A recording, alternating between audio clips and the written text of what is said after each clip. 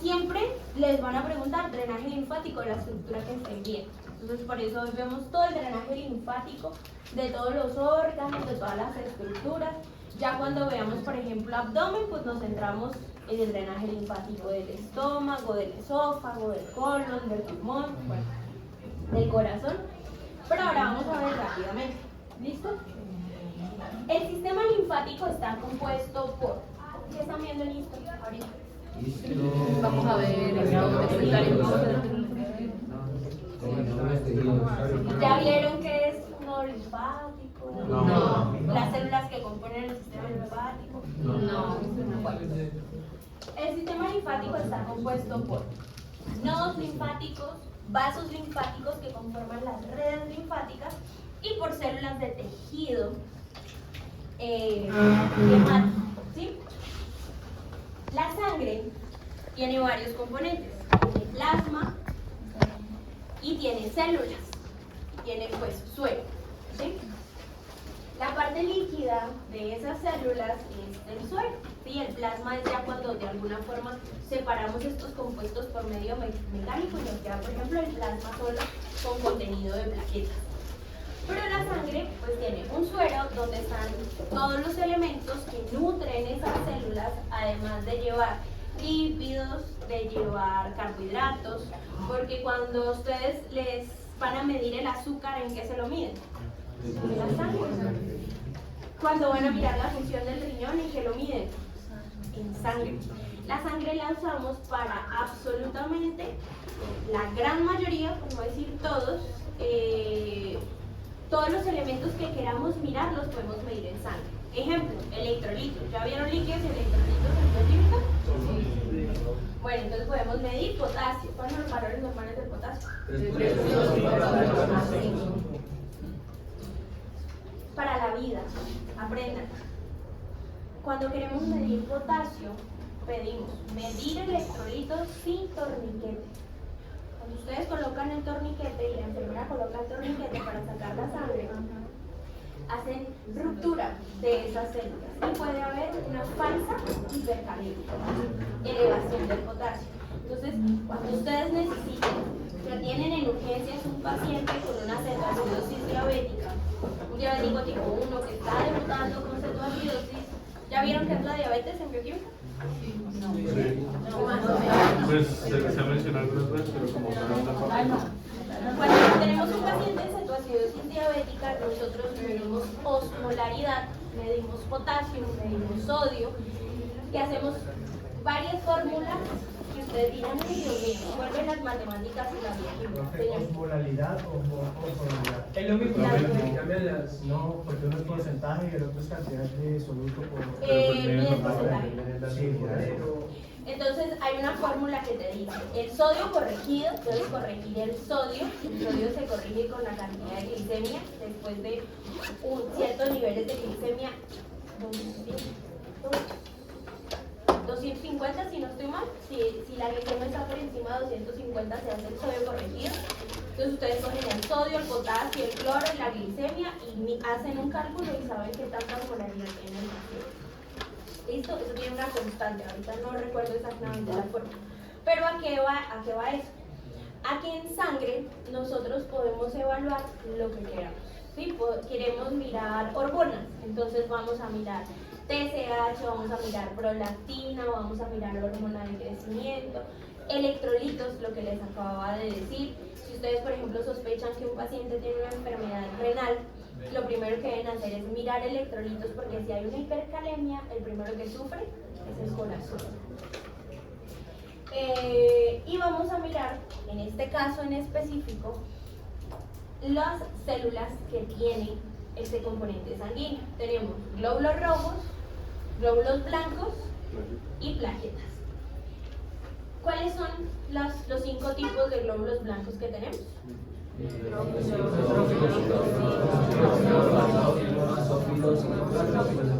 Ok, ¿cuáles son los granulocitos y cuáles son los agranulocitos? Son los granulocitos, son los que pintan, es más, cuando uno hace un extendido de sangre son los que mejor ven.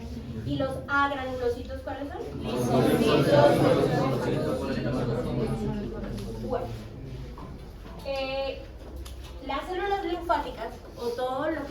compone el sistema linfático está mayormente dado por los linfocitos. ¿Por los linfocitos de qué tipo? Tenemos natural killer.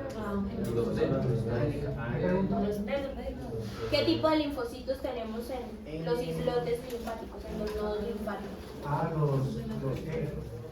Los que generan inmunoglobulinas. Ellos llegan y presentan, que son los B. Pero los soldados son los T. O sea, ¿cuáles son los que están en Los dos. Lo que pasa es que los B llegan y le dicen a los T, Oli, llegó del virus. ¿Es al revés? No. Ellos son los colaboradores. Los B son los que presentan antígeno. Y los que ellos toman una porción, virus, bacteria, parásitos, ¿sí? de lo que se estén enfrentando en el momento, toman una porción y puede ser una porción de la membrana, si tienen membrana o si tienen cápside, o una porción de los receptores, porque recuerden que por ejemplo los virus son como una llave y una cerradura, o sea, el virus debe encajar exactamente en la célula a la que va, ¿sí? O sea, si no hay una presentación adecuada entre los receptores de mi membrana con los que expresa el virus, ese virus no se entra, ¿sí? Un ejemplo, por ejemplo, perdón, estoy súper redundante, el VIH de los gatos, solo se da en los gatos, ¿sí? Si nos llegamos a contaminar con sangre de ese gatito, pues no nos va a dar VIH, porque es que el VIH humano tiene otro tipo de receptores para los linfocitos. ¿Listo? Entonces, en este caso, los B cogen esa porción de lo que sea que estén presentando, crean un anticuerpo contra ese antígeno y lo presentan. Y le dicen, mire, la próxima vez que llegue y se aparezca, no sé, Pepito Pérez, porque se nos dañó una hemorroides, que es lo que generalmente siempre produce mucha bacteremia. Cuando las hemorroides se rompen, pues imagínense, ustedes están haciendo popó, se rompió la hemorroides y las bacterias de la colita pasan de una vez a la sangre. Pero como esas bacterias ya están dentro de ti y has tenido múltiples contactos con ellas, entonces simplemente dicen, ya tengo antígeno, ya tengo anticuerpo contra ese antígeno, es E. coli, toma, mátela, ya la conocemos. Entonces viene y se hace toda la respuesta inmunológica que van a tener. ¿Cuarto o tercero? ¿En qué venimos? Todo un corte para mirar, 1, cómo se crea el anticuerpo, 2, cuáles son los receptores de membrana, 3, cuál es la presentación y la activación de los mastocitos, linfocitos. Bueno, no vamos a entrar en detalles en eso. Entonces, ¿qué sucede? En el sistema linfático tenemos células. Estas células generalmente están ahí, expectantes, esperando, por ejemplo, en las amígdalas o en las tonsilas. Están ahí quieticas esperando para ver en qué momento usted se comió algo que no debía comerse, por ejemplo, o esa costumbre que tienen de chupar los lapiceros. Y era el lapicero de su compañero. Y todo el semestre han chupado la punta de un lapicero y ese día se confundieron y usted cogió el lapicero de su compañero y dijo la amígdala, esa bacteria no la conozco. O creo, y mi sistema inmunológico es tan bueno de decir, listo, la neutralicé, o me da una amigdalitis bacteriana con fiebre, escalofríos, dolor de cabeza, bueno, todo. También, como con el agua, un poco sí, por eso resulta, empieza uno con gripe, terminan todos con gripe. Son arios, se van a... Entonces, dentro de estos nodos linfáticos, que son millones, muchos nodos linfáticos, tenemos linfocitos que se van a encargar de decir, ok, tú no pasas de acá, te neutralizo, o no fui capaz de contener la infección y pues te tocó. Ejemplo, el adenovirus. El adenovirus inicia con conjuntivitis, ¿sí? Cuando ustedes ven que alguien tiene el ojo rojo, eso no es una bacteria. Generalmente es ese adenovirus. Se rascan el ojito, se pasan la mano por la nariz, porque lo hacen inconsciente, o se rascan los ojos y luego van y se comen unas papitas. Entonces esa conjuntivitis se transforma en diarrea, porque el virus pasó de los ojos donde estaba contenido al sistema gastrointestinal y te dio diarrea o gripa. ¿Listo? Entonces cuando el sistema no es capaz de contener la infección, cuando este sistema se queda corto, pues se dan ya sea una sepsis, una bacteremia, un shock séptico. Bueno, empieza como sepsis, shock séptico, bacteremia, sepsis, shock séptico. ¿Qué más importante señalarles acá? Estas células, recuerden, son los soldados de su cuerpo, son los que los defienden. Frente a los virus no tenemos mucha defensa.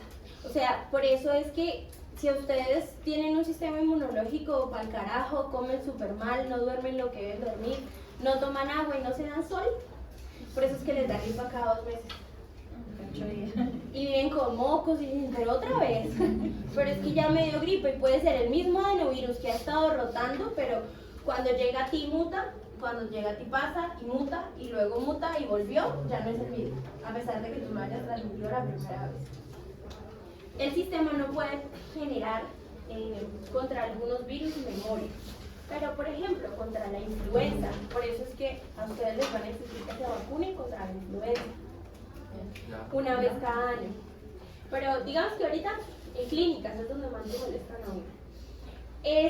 Esa vacuna contra la influenza tiene influenza estacional, tiene gripe aviar, tiene cepas para la gripe aviar, tiene cepas para la gripe porcina, para H1N1, que mutan cada año, pero el cuerpo sí es capaz de generar anticuerpos contra ese tipo de virus. Ejemplo, ¿qué otra vacuna le piden viral? Hepatitis B. La varicela también, pero es que la varicela se la ponen a uno cuando están, bueno, ustedes, cuando están chiquitos. Hepatitis B ya viene en las últimas vacunas ya viene como toda combinadita, pero a nosotros sí nos tocó vacunarnos contra la hepatitis B. ¿Por qué? Porque la hepatitis B es altamente virulenta. El término virulento quiere decir que se transmite fácilmente de un ser humano a otro. No simplemente aplica para virus, aplica para cualquier patógeno que tenga esa capacidad. Entonces, por ejemplo, si tú tienes hepatitis B, te hacen un procedimiento como, por ejemplo, te haces las cejas.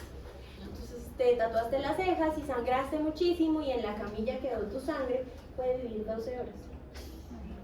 Si no hay una adecuada limpieza del sitio. Y si tú llegas a tener contacto con la hepatitis, pues te da hepatitis B y eso da hepatitis crónica, hepatitis fulminante. Por eso es que te exigen que te vacunes y aparte de que te vacunes, te piden anticuerpos. Porque si sus anticuerpos son bajos, te tienes que volver a hacer el ciclo. Bueno, toda esa chachara que va. Señor. Y lo que son las enfermedades que vienen por animales, ¿qué tan difícil es que se puedan pasar a la persona? ¿Cuáles? Por ejemplo.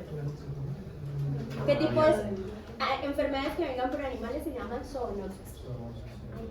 ¿Cómo cuál? ¿Viral? ¿La gripe aviar? ¿H2N3? ¿O H3N2? No recuerdo.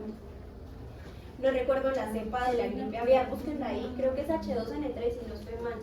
Se transmite fácilmente de los pollos a los humanos, pero por eso la vacuna de la influenza ya la traen. El H1N1. Hay una teoría que dice que el VIH estaba en los simios y que un humano copuló con un simio y mutó, llegó a nosotros, supuestamente. Otra teoría dice que fue un laboratorio. Tantas cosas. Le dicen que los niños no los deben tocar porque tienen mucho VIH. Sí, es que ellos son bastante inmunosuprimidos. Además es que los simios, los linfocitos T son muy similares a nosotros. Por eso es que el sistema inmunológico de ellos es muy similar a nosotros y nos pueden dar las enfermedades, como por ejemplo la viruela del mono. Generalmente siempre es porque un humano desadaptado han tenido contacto sexual con algún tipo de estos animales. Entonces, mutan y dicen, ay, sí, este hospedero se parece mucho al otro y acá me voy a quedar. Por ejemplo, el coronavirus. Que el coronavirus tenía... El genoma del coronavirus era una porquería, es una porquería, porque tiene genoma de malaria, por eso la fiebre da unas tardes. Ataca el sistema inmunológico porque es muy parecido al mecanismo de acción al del VIH, un virus linfotrópico. Aparte tenía ADN de adenovirus, si no estoy mal. Era una combinación de varios virus, por eso no a todo el mundo le daba igual. Y por eso después del coronavirus algunos quedaron con dolores en la espalda, o dolores de cabeza, o quedaron con problemas en los ojos, o diarreas constantes. O sea, nunca le daba diarrea y luego, después de que le dio coronavirus, quedaban con diarrea. ¿Tiene un fenotipo raro? Tiene muchísimas mutaciones y muta en cada ser humano. Es una cosa loca. Bueno, entonces, tenemos células linfáticas, vasos linfáticos, redes linfáticas y nodos linfáticos. Pasemos, por favor. Pasemos. ¿Quién no tiene sistema linfático? La placenta. ¿Quién? ¿Por qué? ¿Quiénes se encargan de matar a cualquier bicho que llegue al sistema nervioso? Ellas se encargan de coger y asesinar a lo que no esté ahí, literalmente. Es más, asesina sobre el propio cerebro cuando hay isquemia, ¿sí? Cuando, ejemplo, la cerebral media se ve lesionada y pasan más de 4 horas, por eso es que el tiempo de ventana es 4.5 o 4 horas y media, pues. Si pasa de ese tiempo la isquemia y yo hago una trombolisis, lo que hago es hacer daño. Si quito el trombo, se genera una necrosis. Y pues las células del sistema nervioso central dicen, esta neurona no se parece a la que debe estar acá, o porque tiene mucho potasio, o porque tiene mucho sodio, porque está lesionada. La lesión, la placenta, por obvias razones, la placenta no tiene sistema linfático, porque si no matarían al bebé. El bebé es un parásito, es una situación en la que la materna está sometida a cambios hormonales, inmunológicos, circulatorios, de drenaje linfático, y pues por obvias razones entre la sangre de la mamá y la sangre del bebé no se combinan. La placenta todo el tiempo dice, ok, ¿qué me traes sangre? ¿Me traes sodio? Perfecto. ¿Me traes glucosa? Perfecto. ¿Me traes potasio, calcio, hierro? Porque es lo que más necesita. Ella no coge el glóbulo rojito de la mamá, sino extrae lo que necesita y se la pasa al bebé. Y por eso el bebé nunca va a tener, o sea, la sangre del bebé no tiene contacto con la sangre de la mamá hasta que se producen 3 situaciones. Un aborto. Cuando hay un aborto, la sangre fetal se combina con la sangre materna en una cesárea y en un parto vaginal. ¿Listo? Entonces, situación importante. Alguien alguna vez que fue para acá me preguntó que cuántos tipos sanguíneos habían y que por qué uno era positivo y el otro era negativo, ¿no? Bueno, tenemos 3 tipos de alelos: A, B y O. A y B son dominantes y la O es recesiva. Entonces, si el papá es A y la mamá es O, el bebé va a salir A. Bueno, en el cuadro de Punnett tiene varios porcentajes, ¿sí? Si son homocigotos o heterocigotos, bueno, en fin. Pero para fines prácticos, el bebé va a salir A. Ese es el grupo sanguíneo. Ahora el RH, que es si es positivo o si es negativo. El RH es simplemente la expresión de una proteína en la membrana del glóbulo rojo que me dice eres positivo o eres negativo.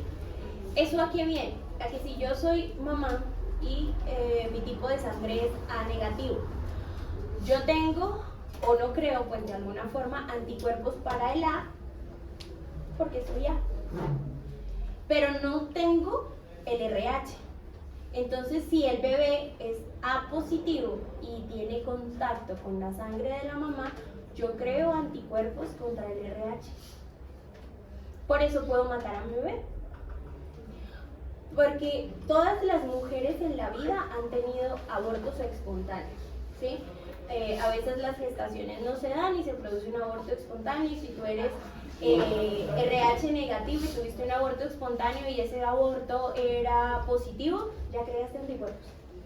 Por eso es que a todas las mamás se les miden anticuerpos anti-D y se vacunan cuando son negativos. Porque sí o sí tu cuerpo, algo que no es tuyo y lo ve como extraño, va a crear anticuerpos. Y a veces se enloca y crea anticuerpos contra las articulaciones, contra los ojos, contra, por ejemplo, los músculos. En el hipertiroidismo se crean anticuerpos en los músculos extrínsecos del ojo y por eso el ojo se pone grande, se sale. No, se llama exoftalmos. Pero eso es por hipertiroidismo. Bueno, entonces, pues por obvias razones la placenta no tiene sistema inmunológico, drenaje linfático, perdón.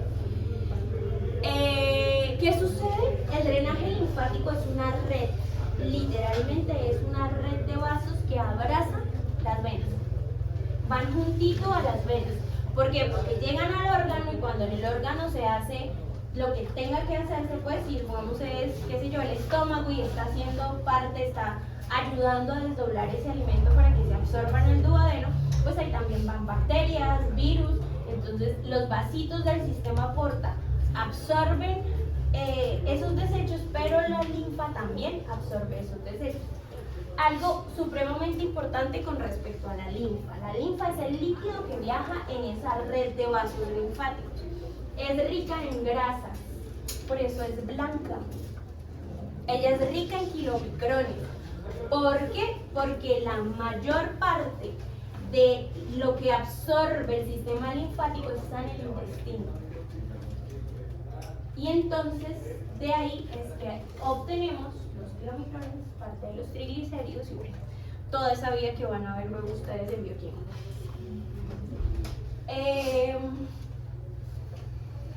El sistema linfático trabaja absolutamente todo el tiempo. Cuando nosotros vemos que hay personas que tienen la pierna inflamada, lo que llamamos linfedema, quiere decir que hay una obstrucción de ese sistema linfático. No siempre es por obstrucción del sistema linfático. Pues si vemos que la señora tiene un rosario en la pierna, ¿sí?, de toda la vena ahí dibujada, pues ese edema es venoso, no linfático. Pero si ustedes ven la pierna sanita, se le ha hecho doble a esa paciente y las venas funcionan súper bien, tiene un sistema valvular competente y la pierna está así gigante, es obstrucción linfática. Algo está pasando. Si vivimos en un pueblo del Chocó, se me olvidó el nombre. Hay una filaria que se encuentra en el agua, es una larva. Ustedes se meten al agua y esa larva viaja y le encanta toda la parte linfática de la ingle, la obstruye y se produce la linfantiasis. Se me olvidó el nombre de esa filaria. Pero pues en estas aguas no es tan común encontrarlas. Pero en África, en algunos... ¿Señor? La linfa de agua, la rubia. De la larva, la verdad. No me acuerdo ahorita. El profesor de patología se estaría revolcando. No me acuerdo el nombre. Pero esa filaria, o sea, es un gusanito, le encanta meterse en los vasos linfáticos, en los nodos linfáticos, los lesiona y luego ya no hay drenaje linfático. Y se producen las famosas linfantiasis. También puede haber linfedema, por ejemplo, en cáncer de cuello uterino, que no se trata a tiempo. El cuello del útero drena a unos vasos ilíacos, tanto internos como hacia la parte externa, los lesiona, los obstruye y pues luego no hay drenaje venoso, linfático.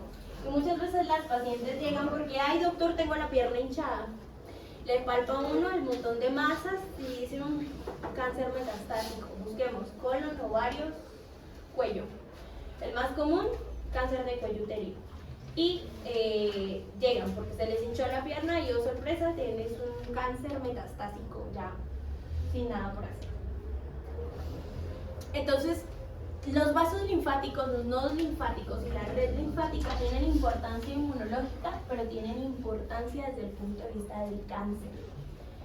Siempre que ustedes toquen un nodo linfático grande, donde no debe estar, o sea, si te dio otitis la semana pasada con amigdalitis, pues te tocas el cuello y vas a tener nodos linfáticos inflamados.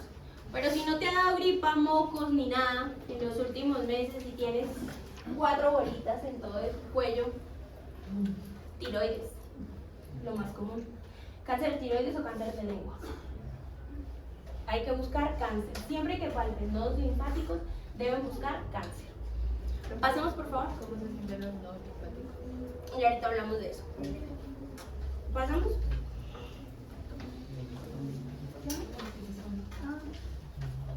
La anterior, por favor. Así se ven histológicamente los nodos linfáticos cuando lo vean con el profe Moerio. Se ve, uno, el nodo linfático con los islotes, con el montón de linfocitos. Es que es impresionante cómo pinta. El montón de puntitos son puros linfocitos y con su respectivo vaso linfático. Pasemos, por favor. Entonces, estos son los principales troncos o vasos grandes o confluencias grandes que tiene el cuerpo donde llega la linfa. El tronco yugular, el tronco subclavio, el tronco broncomediastínico, el tronco lumbar y los troncos intestinales. No vamos a hablar a detalle de los troncos intestinales porque son muchísimos. O sea, si hablo de hígado, y hígado tiene un montón. Estómago tiene un montón. El páncreas tiene un montón. Pero pues eso lo vamos a ver cuando veamos cada órgano. Pasemos, por favor. No se ve mucho. Pero acá vamos a ver los principales nodos linfáticos superficiales del cuello, de la región submandibular, y los que están ubicados delante del oído. Por ejemplo, en el oído tenemos preauriculares, posauriculares o retroauriculares, los que están en la parte inferior del oído, y todos estos, la gran mayoría, van a drenar a un vaso gigante que se encuentra muy cerca a la yugular. Unos drenan en los plexos muy cercanos, pero la gran mayoría van a llegar a los plexos yugulares y de ahí pasan a las porciones superiores que pueden drenar, ya sea en el tronco torácico, que el tronco torácico está ubicado a qué lado, al lado izquierdo. El tronco torácico se llama así porque drena la linfa de todo el cuerpo excepto miembro superior derecho, parte de la cara, una parte muy pequeñita del pulmón derecho, algo del pulmón izquierdo, pero en general el tronco torácico drena toda la linfa del cuerpo. ¿Eso qué quiere decir? Que si ustedes tienen una vena encarnada, asquerosa, el dedo negro, picho, eso va a subir hasta el tronco torácico y el tronco torácico drena a la cava superior y de ahí se va al resto de su sangre. Y entonces una bacteria que ustedes creían que era inofensiva de su piel y eres diabética, pues te produce una sepsis. La bacteria anda como Pedro por su casa, por el corazón, los pulmones, los riñones, por todos lados. Perdón por la analogía. Mira, pero ya estoy acostumbrada. ¿Cómo se llama esa que baila? Hay muchas, pero la que más huele feo es... Ahora me olvidó mi... Que se conoce por el flor. ¿Cómo es? Ahorita me acuerdo. No voy a poder. Pseudomonas. Pasemos. Pseudomonas originosa. Bueno. Este nódulo, el nódulo yugolodigástrico, que es este gigante que está acá, si ustedes ven, se ubica justo en el ángulo, justo muy cerquita pues al ángulo de la mandíbula, En este nódulo yúgulo-digástrico va a drenar la mayor parte de todas las estructuras de la cara, la porción posterior de la región occipital. Estos también son internos y son externos, pero es un drenaje, llamémoslo de alguna forma, superficial, porque es de las estructuras superficiales.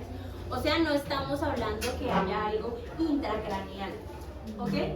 Recuerden pues que el sistema nervioso no tiene drenaje linfático. El nódulo intercalado también es uno al que llega bastante información, y este que está acá, el yúgulo omoioideo. Acá llega la mayoría, tanto de los dos lados, de toda la información de la cara. Si se fijan, mire la parótida, ¿cuántos nodos linfáticos tiene? Muchísimos.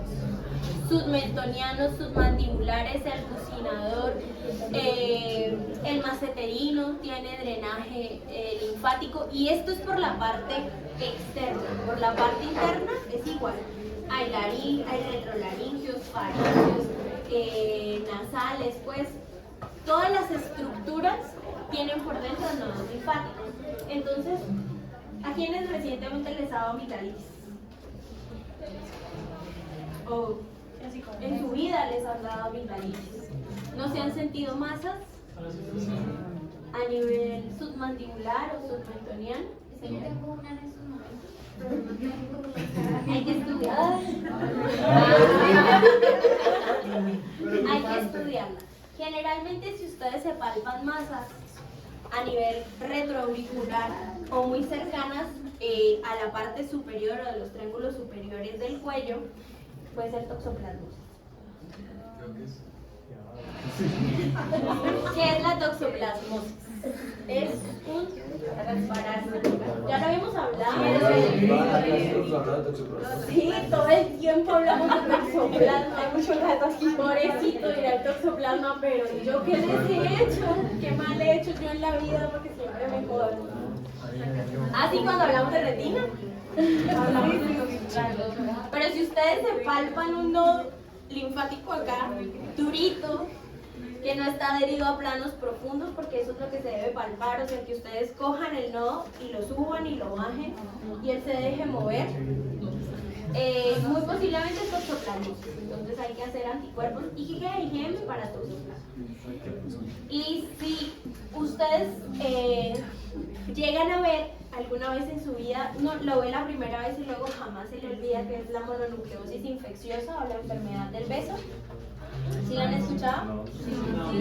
¿No? En Doctor House. Siempre aparece. La mononucleosis infecciosa.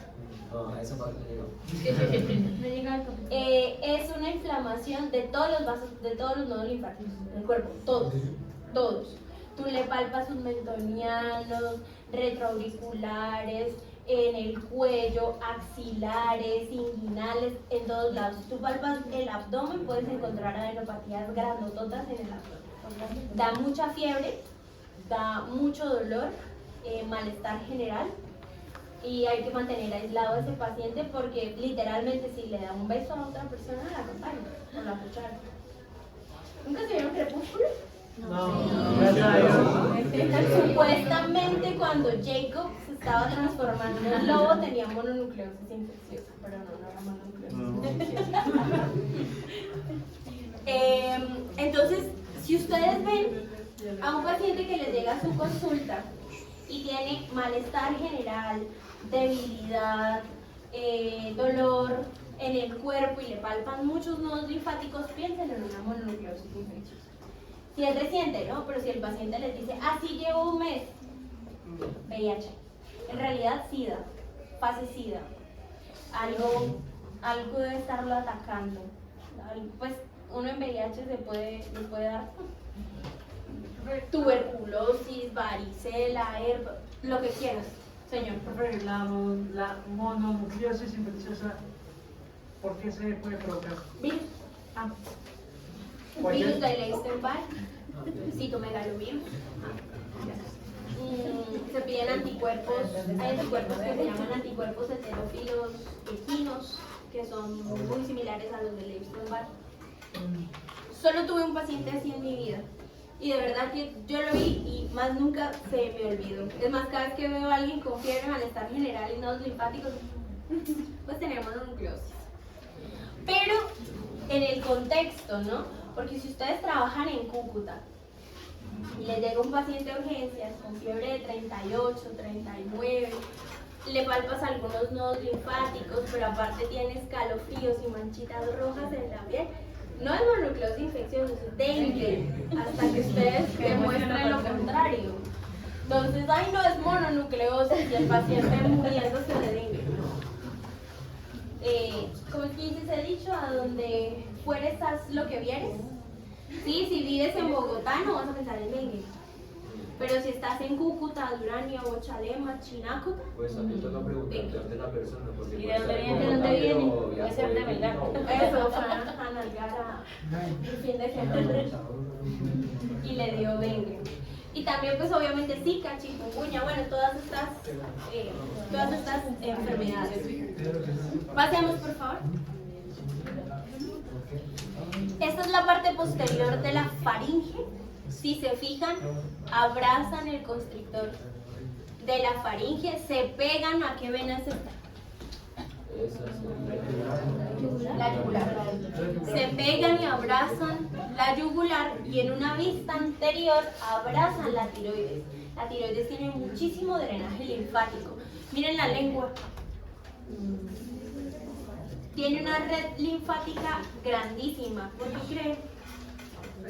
Porque todo está por la boca. Todo.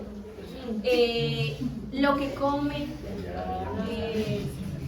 lo que les digo, se meten cualquier cosa en la boca. Por eso les digo, o sea, guácale los besos de 3 en la discoteca. No saben lo que están... lo que se están metiendo a la boca. Y cuando entremos en detalle lo que hacen después de los besos de y luego llegan a clase, ay, profe, me salió un herpes. Ya sé qué actividad de riesgo tuviste el fin de semana. Pasemos.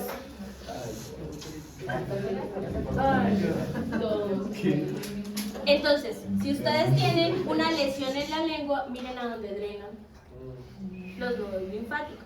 Y van casi siempre, que les digo, al yúgulo gástrico, que es el más grande, es el que se palpa, es el que ustedes generalmente tocan en esta parte. ¿Listo? Recuerden, el yúgulo gástrico y el yúgulo homoioideo son los más importantes en el cuello, porque los otros uno no se aprende el nombre, es que son muchos. Pero desde que sepan a dónde se mueven y a dónde van, pues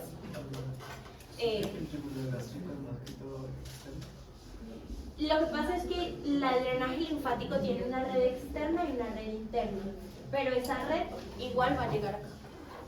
Profe, una pregunta, aprovechando que usted habla sobre hacia dónde se drenan. Al momento uno palpar, ¿qué parámetros usar? O sea, normalmente una persona que tenga todo normal, no se notan muy poquito. Tócate, búscate un nodo linfático. Ya. Okay. ¿Lo sienten o no? Claro. A no ser que sean niños. Recuerden que los niños viven con mocos, diarrea, tos, les dan todas las enfermedades, además se vacunan todo el tiempo. Entonces, si ustedes le palpan a un niño nodos linfáticos, ¿Cómo se dice? es un niño, bolita. Alguien tiene, si tú tienes un nodo linfático inflamado, ahorita lo tocamos. Pero generalmente, no lo dejas tocar.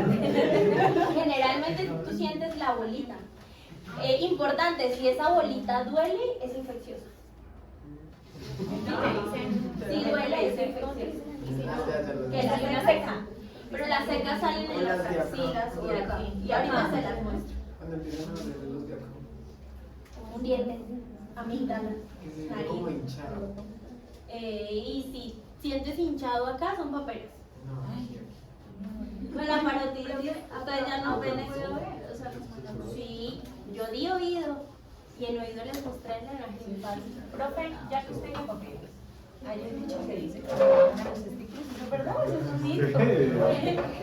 Yo escuché una vez. Lo que pasa es que el virus de la parotiditis genera anticuerpos contra las hormonas. Y le quedan los testículos grandes.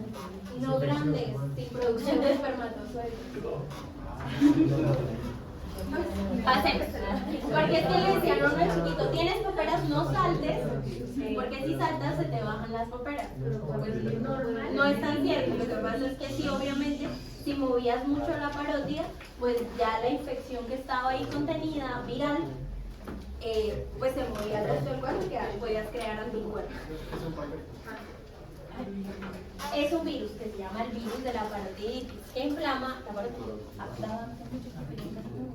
No, porque es que se empezaron a vacunar. A mí sí me dieron papeles. Bueno, en el cráneo que tenemos nodos linfáticos occipitales, mastoideos. Ahí le faltó una letra. Mastoideos y nodos pterigoideos. Tenemos nodos submandibulares, submentonianos, retrofaríngeos y el nódulo jugulodigástrico, que es el que más les hablé. Pasemos por favor. En el cuello tenemos nodos superficiales y nodos profundos. Eso depende del plano que estemos mirando, del músculo que estemos levantando. Ustedes no lo van a ver en el cadáver. Los cadáveres no tienen nodos linfáticos, pero sí se los van a preguntar. ¿Por qué? Por la importancia clínica que tienen los nodos linfáticos, o sea, de saber el drenaje, a dónde llegan, señor. El intestino creo que sí, el intestino creo que tenía nodos linfáticos. No, la tráquea, había una tráquea. También No sé y no quiero ir a mirar tampoco, porque no el tienen. intestino también tenía. Porque los cuerpos han estado tan manipulados que sí, por eso es muy difícil ver las venitas. Casi ustedes no van a ver en los cuerpos que hay acá ni venitas ni arterias, a no ser que pues la aorta, ¿no? Se ve. Estaba también en la cefálica, también se ve allá.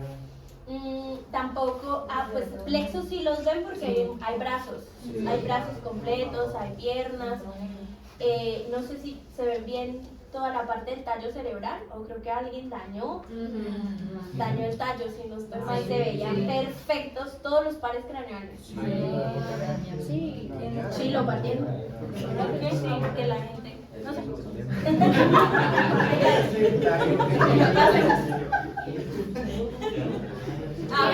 A veces digo lo que pienso y no tengo filtro, entonces voy a pegar. Bueno, anterior, por favor. Del cuello ya los nombramos, ¿no? Que tenemos superficiales, profundos, todos están muy pegaditos a las venas. Entonces recuerden, donde hay venas siempre hay un nodo linfático y un vaso linfático. El tronco yugular, que fue prácticamente todo el que vimos, abraza toda la yugular. Pasemos por favor, tenemos nodos linfáticos dentro del tórax. Entonces, el tórax lo vamos a dividir en reja costal y en mediastino. Y los pulmones tienen drenaje linfático también. Entonces vamos a tener drenaje linfático para todas las cadenas que están pegaditas a las costillas, drenaje linfático para esternal, drenaje linfático dentro del mediastino. Entonces, los que están muy cerquita del esófago, de la tráquea, tenemos para esternales, para bronquiales, y de ahí a lo que se va dividiendo el bronquio, pues va a tener vasos y nodos linfáticos que se pegan a cada ramificación de los bronquios. Tenemos drenaje linfático en el esófago, en el estómago, muy cerca del diafragma, y pues los pulmones.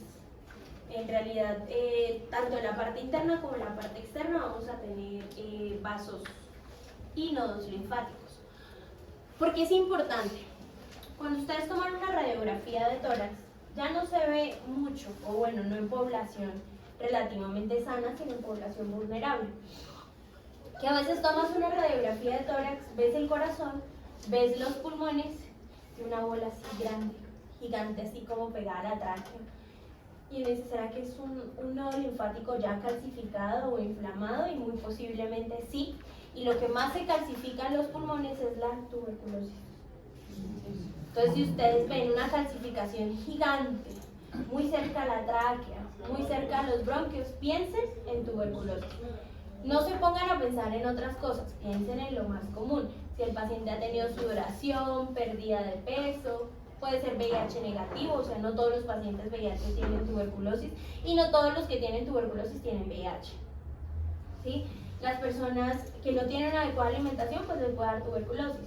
O si tienes una artritis y te están dando medicación para bloquear tu sistema inmunológico, pues te puede dar tuberculosis. Entonces, por eso es que es importante que sepan la localización de estos nodos linfáticos. Pasemos, por favor. Profe, y cuando uno de estos no se calcifica, ¿qué se hace? ¿No? ¿Ah, se cree? Lo que está quieto se deja quieto. Ah, ok. Sí, sí, supongamos a usted les llegó, hago un paréntesis gigante, un señor que iba en una moto y le dispararon y era gordito y la bala no le atravesó nada, pero usted en la tomografía ve que se quedó ahí en la grasita. Déjela ahí. No se sabe. ¿Por qué?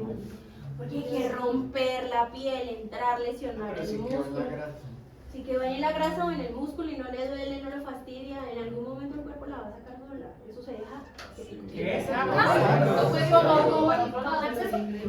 Él la empieza a exteriorizar o se queda ahí encapsulada y genera un granuloma.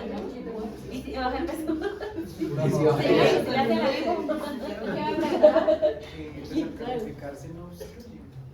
Pero hay más. Es una red. Es una red linfática. A lo pasa. Pasemos, por favor. Bueno, la mama es uno de los órganos más importantes de exploración clínica donde yo debo buscar nodos linfáticos. Uno, debo palpar la mama. ¿Sí? Entonces, cuando veamos tórax vamos a ver un poquito de mama, pero acá les doy un brochazo así gigante y es, en los senos no deben haber masas, sean senos pequeños, sean senos grandes. Sí, generalmente pueden haber quistes y estos quistes son funcionales, o sea, van con la menstruación. Antes de que les llegue la menstruación se sienten grandes, congestivos, llenos y tú los tocas y están como ahí, pero pasa la menstruación y pasa todo el flujo de la hormona luteinizante y ya, vuelven a ser pequeñas, no son dolorosas, pero si ustedes palpan una masa en ustedes, en su mamá, en su abuela, en lo que sea, hay que hacer una ecografía mamaria inicialmente y después de los 55 una mamografía, porque hay que mirar si no es cáncer de seno. El cáncer de seno es uno de los que se debe diagnosticar tempranamente y hay un programa que el ministerio diseñó que se llama tamizaje de cáncer de mama. Entonces a usted le llegaron porque la señora quiere colocarse lentes y a usted le apareció la alarma en su computador que dice tamizaje de cáncer de mama. Entonces, aparte de la consulta que la va a mandar al optómetra, le hace tamizaje para cáncer de mama. La explora.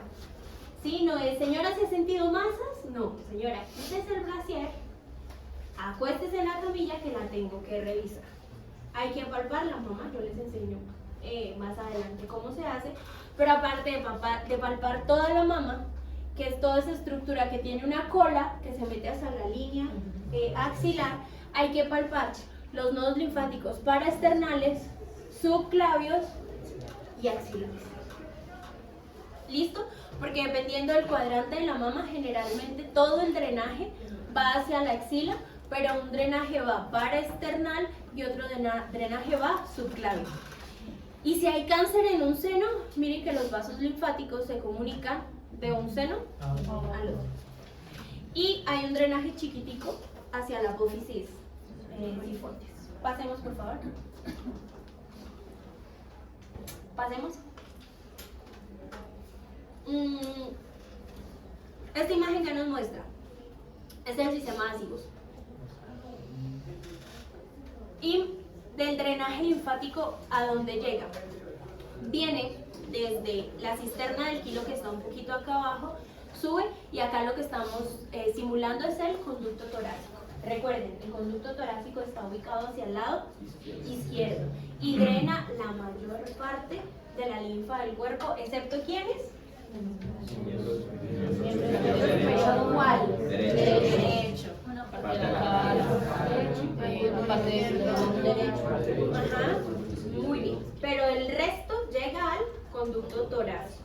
Que el conducto torácico se va a meter entre un espacio súper pequeñito en la subclavia y de ahí pasa a cava superior. Pasemos, por favor. Pasemos. Estos son los que le he nombrado. Tengo paratraqueales, peribronquiales.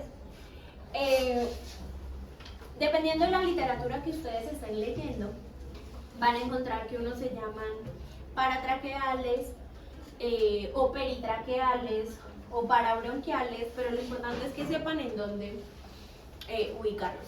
Si ven, tenemos nodos linfáticos en la tráquea, tenemos nodos linfáticos que entran en el hilio de cada pulmón y de ahí pues se distribuyen al resto de los pulmones. Todas, absolutamente todos los órganos tienen una adecuada red de drenaje linfático. Pasemos, por favor. El corazón también tiene.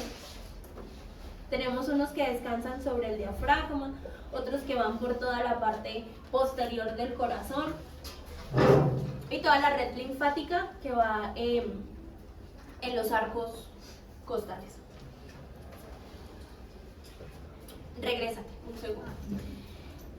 Dependiendo del órgano en el que estemos señalando, pues el drenaje linfático tiene ese nombre. Si estamos, por ejemplo, en el tronco celíaco, pues se van a llamar los nodos linfáticos celíacos. Si son del estómago, entonces tenemos nodos linfáticos que están en la curvatura menor o que están en la curvatura mayor, o nodos linfáticos gastroduodenales o gastroesofágicos o peripancreáticos, pues depende de dónde estemos. Entonces ustedes dirán, ¿todo este chachar para qué? ¿Sí? Pues simplemente le mando a pedir una ecografía, le mando a pedir una tomografía y que me diga si tiene o no tiene nodos linfáticos inflamados. El lío es para los que quieren ser cirujanos. ¿A quienes les gusta la cirugía? ¿Quién más? La cirugía pues necesitamos cirujanos en este mundo. ¿El resto les gusta qué? La clínica, medicina interna, ginecología. Bueno, ¿a quién le gusta ginecología? También les toca aprenderse todo. ¿Qué otra? La cirugía plástica depende de la reconstructiva. La reconstructiva va mucho hacia drenaje linfático. Y al que le gusta la cirugía estética, el que quiera aplicar botox, se lo tienen que aprender. Porque saben dónde no pinchar. Si van a poner botox y el botox lo colocan pues a nivel linfático, debe ser en el músculo. Entonces ustedes dirán, bueno, ¿y para qué el ginecólogo y para qué el cirujano tienen que saberse todo esto? Porque es que cuando el ginecólogo o el cirujano, ¿sí? Digamos que van a quitar un ovario porque tiene un quiste. Es un quiste benigno, o sea, se ve por ecografía que es benigno, por tomografía que es benigno, no está abrazando absolutamente nada. Abren, encuentran el quiste, compromete todo el ovario, entonces el ginecólogo muy hábil pinza los vasos, saca el ovario y ve nodos linfáticos muy cerca inflamados. Tiene que sacarlos y mandarlos a patología. Porque puede ser benigno a simple vista, pero si llega a ver, por ejemplo, de ese quiste que sacaron o de esa masa ovárica que sacaron, un porcentaje era cáncer, hay que saber si ese cáncer ya se movió a algún nodo linfático. Entonces debe saber cómo va el drenaje linfático también para poderlo retirar. Por eso es que es importante en cirugía. Los radiólogos, discúlpame un segundo, los radiólogos también, porque muchas veces o ya la medicina no va a trabajar a ciegas, sino a trabajar viendo qué estás haciendo. Si sospecho un cáncer de tiroides, entonces mi tiroides está grande, le hago una biopsia a la tiroides percutánea, o sea, meto una aguja, llego a la tiroides, saco un pedacito de tiroides, pero además palpo un ganglio inflamado, ese ganglio lo retiro. también lo quito para poderlo estudiar. Entonces debo saber en dónde están acomodaditos en el cuello, señora. Ahorita que estaba diciendo de los quistes, ¿cómo se ve? Son quistes benignos. Pero Si ¿cómo solo se ve? agüita, si está calcificado, si está trabeculado, si tiene muchas calcificaciones, es maligno.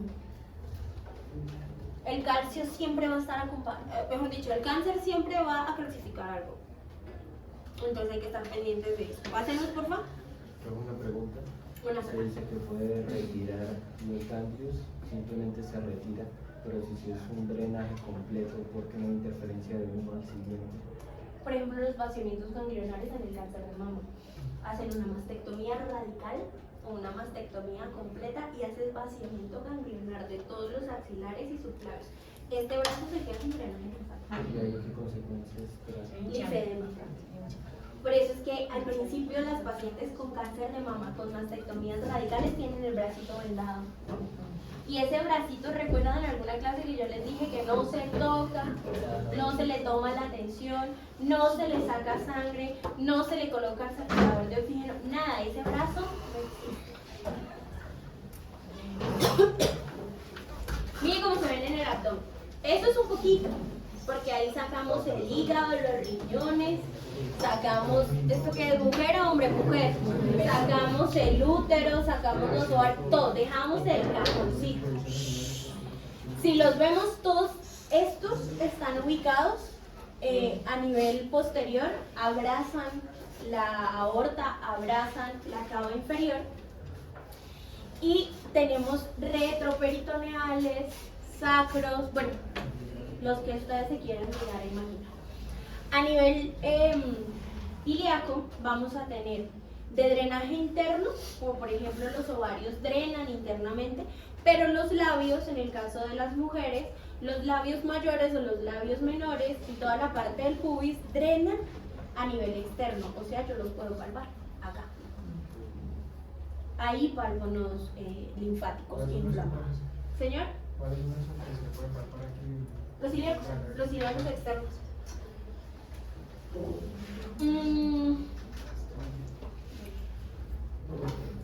Bueno, dependiendo de donde o sea, si están más internos, están más externos, que estén muy cerca pues al anillo inguinal. ¿Ok? Bueno. ¿Qué más tengo para decirles de acá? Acá quitamos un pedacito de algo importante. ¿Esto qué es? ¿Esto qué está? Algo verde ahí gigante, debajito, muy debajito del diafragma. Ajá, la cisterna del kilo. ¿Qué les dije que era la cisterna del kilo? Un conglomerado gigante de vasos linfáticos y es, pues, no lo podemos llamar nodo porque no es un nodo, sino llegan muchos vasos, confluyen y es ahí como una masa gigante a donde llega todo el drenaje de los miembros inferiores, pero el más importante, intraabdominal. Señor. ¿La radiación afecta a los ganglios linfáticos? Todo, Pedro, todo. Si tienes cáncer de ovario y es un cáncer grande, metastásico y le van a hacer radiación, te quema la piel, te quema la grasa, te quema los vasos, te quema el ovario, te quema... ¿Te podría decir entonces que poner, por ejemplo, el teléfono que produce radiación cerca de los ganglios linfáticos puede ser perjudicial para la Esa es una de las teorías que hay. Y el desodorante también, ¿no? Sí, por el alto contenido de aluminio. Sí, por eso los españoles supuestamente usan desodorantes. Pero hay alternativas más económicas y que no causan lesión. Bueno, ¿qué pasa con estos vasos linfáticos? Por ejemplo, en el caso de la radiación, bueno, supongamos que es el ovario derecho y a usted lo marcan, o sea, literalmente cuando tú llegas a hacerte la radiación a ti te marcan, te colocan unos puntos donde ahí quedas con el tatuaje, prácticamente te tatúan, te colocan unos puntos donde la máquina de radiación va a incidir en la radiación, ¿sí? O se va a mover en ese sector. Pero sucede mucho que quedan con colitis actínica, queman el recto y quedan con diarreas y sangran todo el tiempo. Por ejemplo, la braquiterapia. La braquiterapia es hacer la radiación pero por vía intravaginal, directamente dentro del cuello uterino. Lesiona la vejiga y lesiona el recto. Sí, dice uno que es peor. ¿Por qué? Porque ya no puedo operar. El tumor es tan grande que ya no lo puedo operar. Y la quimio, pues es que se divide entre radioquimio. Por eso se decide en el momento de estratificar la masa de cáncer. Pasemos, por favor. Esto es lo que les hablaba del estómago, pero no voy a entrar en detalles acá. Pasemos. Del vaso, los que están en el páncreas, los que están muy cerca al tronco celíaco, ¿cómo se van a llamar? Pues nodos celíacos. Si están cerca a la mesentérica superior, pues mesentéricos, ya sean superiores o inferiores. Si están cerca al recto, pues rectales o hemorroidales. Del órgano del que estemos hablando vamos a tener drenaje linfático. Pasemos, por favor.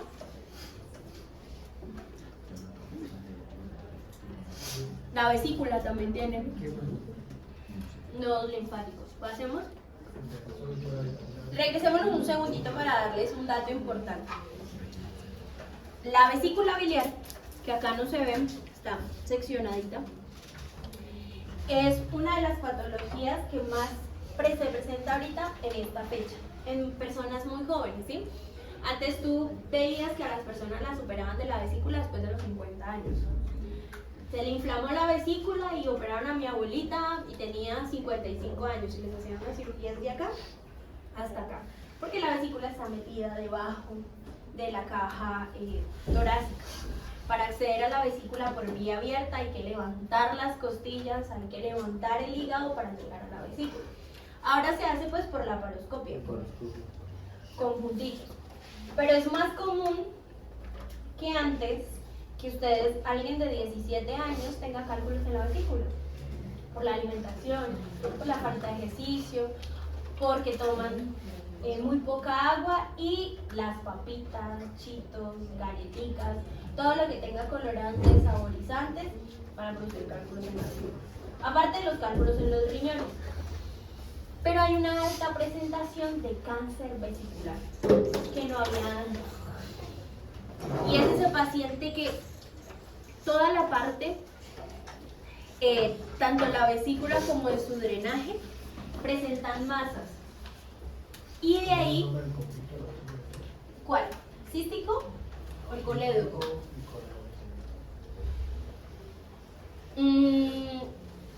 Y hay tumores, como por ejemplo los tumores de la cabeza del páncreas. Sí, acá ¿qué quitamos? Quitamos el estómago, ¿cierto? Y levantamos el hígado un poquito, esto es una vista inferior. Los tumores de la cabeza del páncreas van a comprometer el duodeno, el conducto, el colédoco y parte de la vesícula. Entonces, a veces el paciente no llega por dolor, sino porque se puso amarillo, porque se obstruye la vía biliar. Al obstruirse la vía biliar, entonces la bilis que se debería drenar a nivel intestinal, porque la bilis es la que le da el color al popó, se obstruye, no hay un adecuado drenaje y pues el hígado se inflama y pues se produce ictericia. Entonces el paciente llega amarillo como Homero de los Simpsons, ha perdido peso, lo primero que debes pensar, debe tener un tumor de la cabeza del páncreas. Pero si tiene fiebre, malestar general, está ictérico y le dice que se fue de vacaciones a algún ladito, que comió de pronto algo que no estaba bien cocido, pues no vayan a pensar en un tumor, ¿no? Sino en una hepatitis A. O sea, el contexto siempre es lo más importante al momento de diagnosticar un paciente. Señor. Una pregunta, ¿en qué momento se extirpa la vesícula? Eso se llama una cirugía de Whirlpool. Los tumores de la cabeza del páncreas son supremamente agresivos. ¿Toca extirparlo entonces? A veces sí se llegan a lograr a extirpar, pero fíjate, acá que estaba el estómago y acá que está duodeno. ¿Dónde se absorbe la mayor parte de los nutrientes? En el duodeno. Cuando la cabeza del páncreas tiene un tumor, compromete fondo, vesícula, duodeno. Y si quitas esto, ¿qué vas a hacer? Hay que hacer una cirugía que se llama la Jeder-Rose o una gastroduodenostomía. Y escoger el pedacito que quedó de estómago, Y unirlo a... pegarlo al yeyuno, si se puede, si hay de dónde, y queda sin vesícula también, ¿no? Entonces hay que, lo hacemos perder peso como si le estuviésemos haciendo una cirugía bariátrica. Pero uy, estas cirugías, pero es que no me gusta la parte quirúrgica. Una vez entramos a una exploración quirúrgica por un paciente que tenía una obstrucción en la vesícula y era un tumor pequeñito en la cabeza del páncreas y tocó hacer esa Jeder-Rose. Fueron 9 horas. Porque hay que cortar el vasito, del vasito, del vasito y seccionar y hay que ligar toda la rama, por ejemplo, la rama hepática del tronco celíaco, la gastroduodenal, la gastroepifloide. Esto es para el que le gusta le sabe. Hay personas que les gusta mucho la parte quirúrgica y gracias a Dios por los cirujanos, pero yo no, gracias. Hacemos, por favor. Estos son los mesentéricos superiores. Y si corremos un poquito más, vamos a encontrar el drenaje de los mesentéricos inferiores. Importante. ¿De dónde a dónde se drena o qué llega a los mesentéricos superiores, mejor dicho? Tiene el mismo recorrido de la arteria. Bueno, se salvaron. Para el próximo corte que veamos abdomen no se van a salvar. Hacemos vejiga, recto, pasemos. Lo que les decía, tenemos inguinales profundos y inguinales superficiales. Entonces a los inguinales profundos generalmente dreno la cúpula de la vagina, el cuello uterino, pero lo que esté en los tercios inferiores de la vagina, en los labios y en la piel del pubis, va a los inguinales superficiales. Pasemos, por favor. Por una pregunta. Al momento de que, por ejemplo, depilarse la parte íntima, sobre todo, eso no las vuelve más delicadas. Los vellos se hicieron para tener una función. Y es, uno, mantener esas zonas frescas. ¿Sí? Por eso salen vellos en las axilas, salen vellos en la zona genital. En los hombres tiene una disposición romboide, es un rombo, y en las mujeres tiene una disposición ginecoide, que es un triángulo invertido, ¿sí? La base y el triángulo. Las foliculitis, que es la inflamación del folículo piloso, pueden generar celulitis en esa zona, o sea, inflamación de la piel, de los nodos linfáticos, de toda esa zona. Entonces sí hay que tener especial cuidado al momento de depilarse. Nunca se depilen en contra del crecimiento del vello, siempre es a favor del crecimiento del vello. Y si es con cera, mucho mejor, porque pues no se genera esa herida sobre la piel. Pero pues el vello está ahí y debe cumplir una función, que es la de liberar calor. Pasemos, por favor. Importante, ¿no? Pues ustedes como médicos deben saber que si alguien tiene vellos, no es como se piensa que es falta de higiene, ¿no? Porque les van a llegar muchas mamitas que al momento de que las vayan a examinar, pues tienen vellitos en su zona genital. Pasemos. Pasemos, por favor. Pasa, porque eso lo vamos a ver Estos son los troncos más importantes a nivel abdominal: aórticos, retroaórticos, lumbares, muy cerca a la cava, frénicos inferiores, si los estoy mirando desde la parte superior, y epigástricos inferiores. Pasemos. Estos son los troncos más importantes, cerquita a las arterias más importantes. Entonces vamos a tener cerca al tronco celíaco. Si estamos hablando de intestino, pues vamos a tener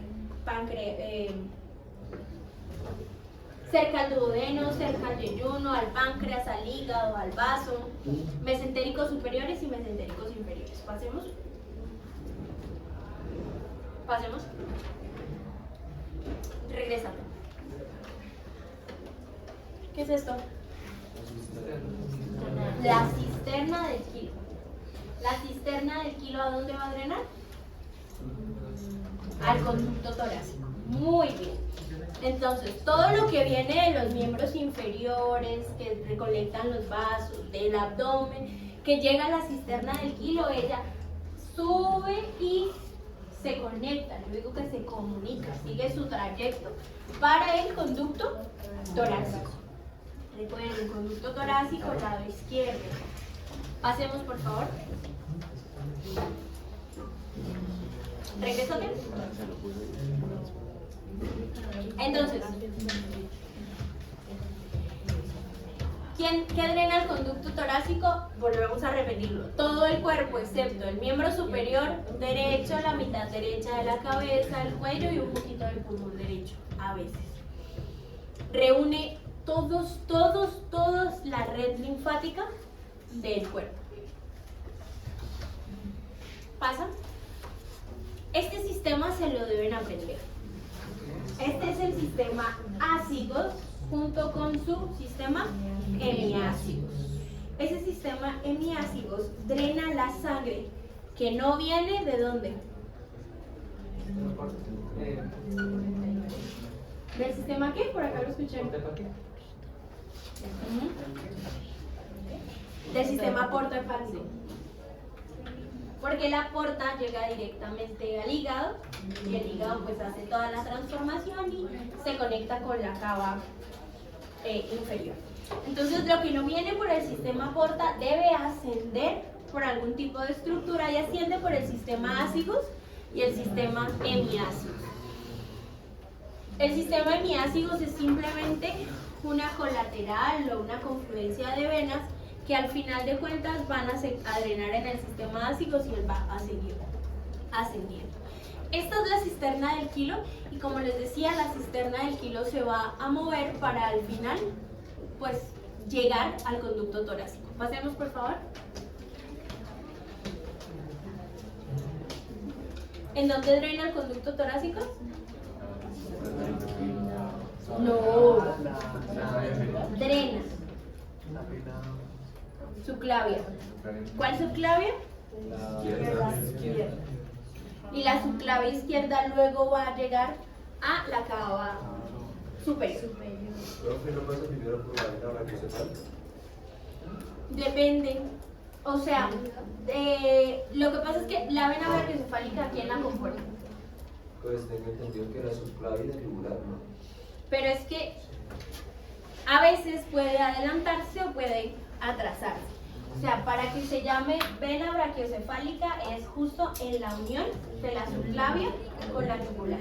Pero si está un poquito más adelante, drena la subclavia, si está un poquito más atrás, drena la brachiocefálica. Pasemos, por favor. Mira todas las variantes que puede tener. Puedes drenar donde te plazca, por no decir otra palabra. Entonces estas son todas las variantes del tronco, ahora se me olvidó el nombre, del conducto torácico. Puede drenar en cualquier lugar, sí, pero el más común es justo acá, mira. Acá ya viene siendo brachiocefálica, yugular y subclavia. Pasemos, por favor. Entonces ustedes dirán, bueno, ¿y qué sucede con el brazo derecho, la mitad de la cara y la mitad de mi pulmón? ¿A dónde van a drenar? Al conducto linfático derecho. Así se llama. ¿Alguna pregunta? ¿No? ¿Ninguna? Bueno, una preguntita. A fin de cuentas, todo este material que va a ser filtrado por el sistema linfático, ¿qué se hace con él? ¿A dónde llega? Ajá, al final de todo. ¿A dónde llega? Para la superior. A la cava superior. O sea, todo lo que recolecté de mi intestino, de mis piernas, de mis brazos, de mi cabeza, llega ¿a dónde? A la cava superior. ¿Y la cava superior a dónde llega? Ahí, La cava superior llega pues a la aurícula derecha. a la aurícula derecha. Las excepciones El conducto torácico. El conducto linfático derecho. Y en la aurícula derecha, pero. Al ventrículo derecho. Y al ventrículo derecho a los pulmones. Y a los pulmones a aurícula izquierda. Y de la aurícula izquierda ¿a dónde? Al ventrículo izquierdo. De ahí a mi sistema arterial. O sea que el pedacito de pan que me comí tuvo que hacer todo ese recorrido para llegar y decirle a las células de mis uñas, te traje un poquito de carbohidratos. Porque que llevan lípidos. Mi dieta grasosa, así, el chicharrón que me comí con la arepa, que se transformó en ácidos triacilglicerol o triglicéridos. Hicieron todo ese recorrido, pasaron todo por el conducto torácico, llegaron a la subclavia o bueno, al tronco, perdón, a la vena brachiocefálica, dependiendo. Llegaron a todo mi sistema nervioso y dijeron los triglicéridos, ay, yo no me quiero ir para el riñón, me voy a quedar en la coronaria. Uy, Entonces se quedaron en la coronaria, derecha o izquierda. la que quiera. La que quiera. Hay otro que dijo, no, yo no me quiero quedar en las coronarias. A mí me parece más bonito el callado aórtico. Ahí me quedé en el callado aórtico. O en la aorta torácica. O dije, no, no me quiero quedar en la aorta torácica. Soy una célula llena de grasa que me quiero quedar en la bifurcación de la ilíaca. Una pregunta, ¿y en la carótida interna? Sube. Uy, en la Sí, cerebral claro. media. ¿Por qué? Fácil. Ustedes dirán, ¿por qué las venas no se llenan de grasa si las arterias son las que se llenan de grasa? Por lógica, el drenaje venoso va en contra de la gravedad, ¿sí o no? Las válvulas no tienen tanta afinidad, las válvulas venosas no tienen tanta afinidad por la grasita. Se puede quedar uno que otro pedacito, pero ya. Pero cuando llega, por ejemplo, a las válvulas mitrales, tricúspide, aórtica y pulmonar, la grasa dice, están como bonitas. Y acá me voy a quedar a vivir. Entonces tu primer pedacito de grasita se quedó a vivir a tus 13 años. Y luego otro pedacito a los 15 y luego a los 25 y dije, no, quiero ser saludable. Entonces de los 25 a los 30 hice muchísimo ejercicio, entonces la grasita que estaba ahí se fue diluyendo de a poquito. Pero a los 35 dije, estoy estresado con la vida, voy a empezar a fumar, a tomar y a volver a comer mucha grasa. Y ya tenías una placa. Entonces ahí sigues y sigues y sigues creando la placa ateromatosa. Y por eso es que luego en esos torneos del fin de semana de fútbol, toda la semana solo se dedican a comer y dormir. Y el fin de semana dicen, vamos a jugar fútbol. 50 minutos jugando fútbol en una cancha a las 2 de la tarde bajo el sol inclemente. Y porque se infartó. Toda la semana toma cerveza, el fin de semana dice, quiero ser fitness. Porque no, pero el señor, ¿por qué se infartó? Tiene malos hábitos alimenticios y se va a terminar infartando. Entonces, eso es parte de la grasa. Eso es el carbohidrato que te comiste. Pero si es la bacteria que venía del dedo gordo del pie y no la logré neutralizar, entonces desde el dedo gordo de mi pie hizo todo el recorrido, ya sea por vía venosa o por vía linfática. Ella puede mover por donde quiera. Llega la circulación, no se quiso quedar en el corazón y le pareció bonito un riñón. Sepsis urinaria, señor. La bacteria también funciona en el nervio. Señor, El sistema nervioso también se mete las bacterias. depende del tamaño. Depende del tamaño, pero lo que les explicaba, la barrera hematoencefálica es supremamente celosa y no deja entrar a cualquiera. Los virus sí pueden pasar como si nada, pero supongamos si es una bacteria en la nariz, si tú tienes una bacteria en tu hígado, es más fácil que llegue al estómago, que llegue al vaso, que llegue al corazón. Pero si tú tienes una bacteria en la nariz, ¿va a ir al hígado o va a ir al más rapidito, por continuidad? Señor. Profe, entonces, ¿por qué compuestos como el elemento amoníaco, con el compuesto puede pasar esa barrera? ¿Sí puede atravesarla? ¿Qué es lo que sucede en cirrosis? Uno de mis temas favoritos. La encefalopatía hepática es por depósitos de amoníaco. ¿Listos? ¿Sí? ¿Preguntas? ¿No? Les doy descanso ahorita. Sistema nervioso autónomo. Entonces,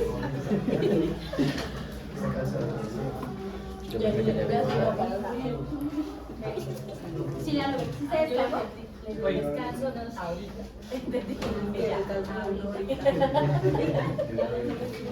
mi bebé, ya fue la mi hermano.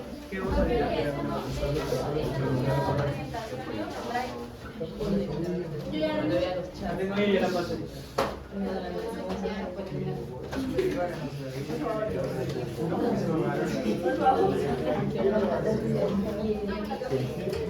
Después de sistema nervioso autónomo, van, se toman un café y de columna es rápido.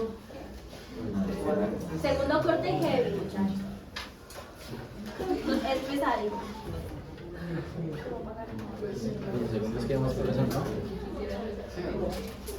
¿Alguien tiene un cargador que me preste? Tipo 6.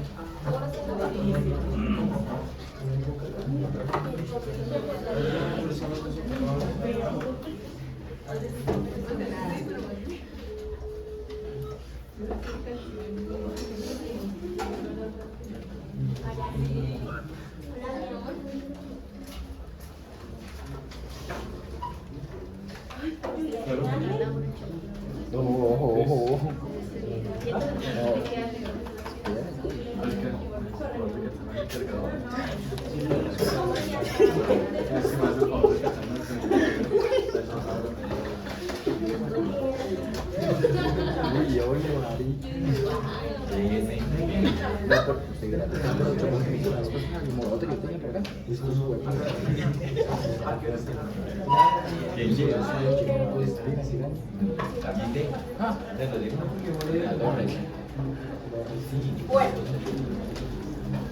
les adelanto un super tema para conversar. ¿Qué sistema nervioso autónomo? Ya llevo pares craneales, espero que no vayan a quedar con pares craneales, por favor. Se los suplico. Igual cuando lleguen a pares craneales, Ricardo me cuenta cómo les va. Que siempre dice, eso no nos lo enseñaron. Sí, se los enseñaron. ¿Señor? Él no vale un solo señal. Entonces el dilatador de la pupila y el constrictor de la pupila, dilatador simpático, el constrictor parasimpático. Esta es una pregunta. Yo les puse que si la inervación parasimpática llegaba al dilatador de la pupila. Es al constrictor porque es parasimpático. Bueno.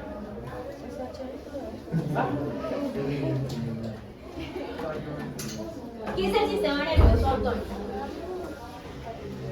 Esta clase casi no me gusta editarla si ustedes no han leído antes, pero pues entiendo que venían de una semana difícil. Quiz para la próxima clase. Sistema nervioso autónomo. Sistema nervioso ¿Qué? Bueno, el sistema nervioso. Hay ambición en el favor de comprarme un agua y yo la dejé por allá atrás. Profe, ¿solo autónomo o linfático también?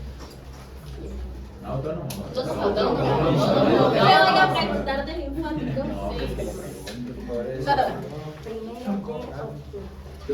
Linfático, a mí de verdad que cada vez que yo armo un parcial y pienso en qué pregunto de linfático.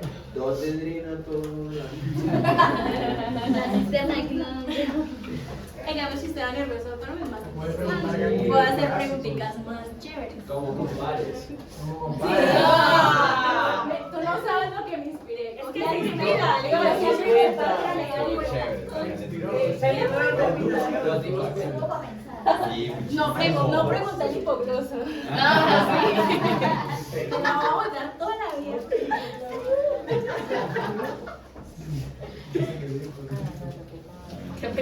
Desde ya estoy forjando su carácter con el bullying.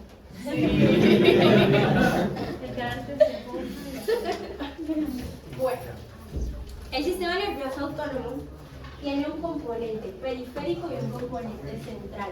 Pero el sistema nervioso autónomo está dado por una serie de eventos neuronales.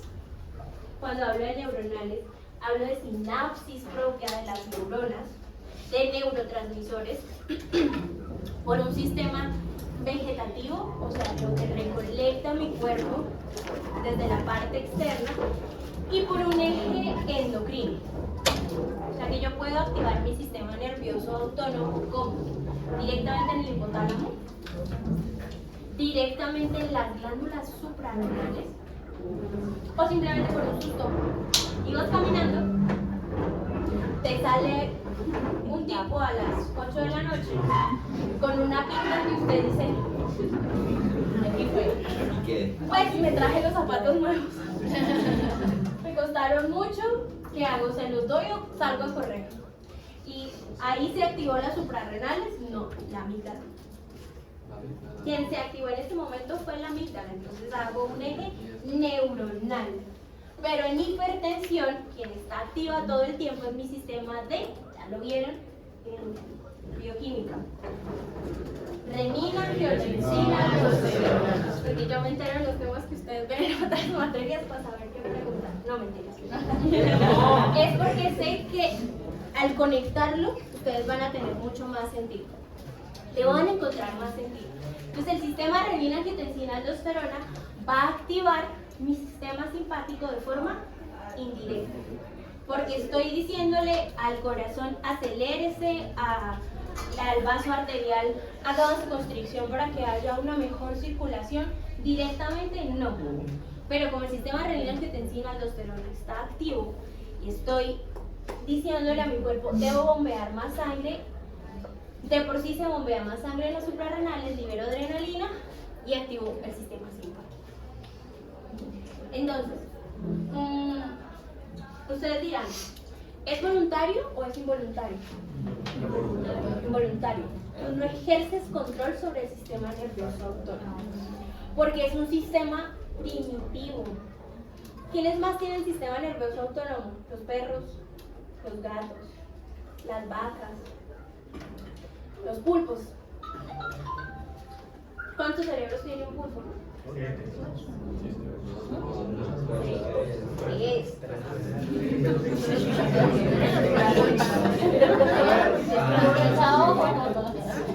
No. ¿Puede hacer una pregunta de cultura general? Si de cultura general te hubiese preguntado quién escribió el himno nacional.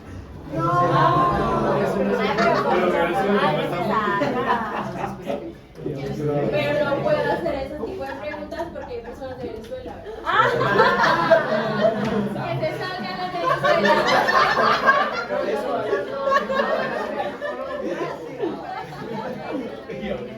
Entonces, si tú vas por la calle y hay un perrito callejero oliendo una llanta y tú pasas el diente al perro, ¿qué hace el perro? Corre, o se defiende, o te gruñe. ¿Qué se le activó al perrito? Sí, simpatía nerviosa autónoma, división simpática, que sale corriendo. ¿Listo? Lo mismo sucede con los humanos, pero nosotros los humanos tenemos una área ubicada a nivel frontal que se llama la corteza prefrontal. A algunos no les sirve para la corteza prefrontal, pero a otros seres humanos sí les sirve mucho. No les puedo ser buena. Entonces, la corteza prefrontal te dice, ok, te asustaste, vas por el callejón, ¿cómo que llama ese callejón horrible que hay acá bajando? Hay que es así como un puentecito y sale uno a Alfaría. Bueno, debo vivir. Sí, O sea, para tener la nacional. el que es por ahí bajando. No se puede. ¿Ya lo cerraron? No, O por ahí en casa.